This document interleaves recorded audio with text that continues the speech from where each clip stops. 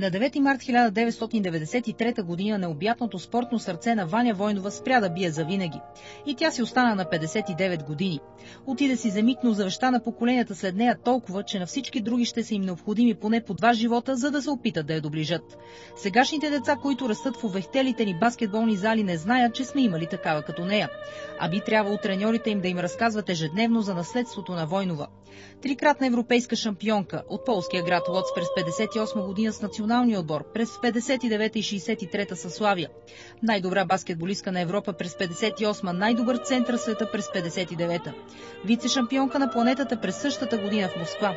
Бронзова медалистка от световното първенство в Перу през 63-та, носителка на 12 поредни титли на България със Славия. Първата победителка в анкетата спортист на България през 58-ма. Единствената българка дала името си на престижен европейски трофей. От 2000-та година купата в Евролигата се казва Ваня Войнова. От 2001 година тя бе приета посмъртно и в световната зала на славата в Ноксвил, щата Тенеси. В нейно лице спортът изгуби голям шампион, а детската и любов балетът изгуби още по-голям талант. Успехите на Войнова не могат да бъдат преброени, но заслужават поне да бъдат оценени днес, 17 години след като тя ни напусна. В името на играта, в която тази жена завинаги остава една от най-достойните, най-честолюбивите, най-високо покатерилите се.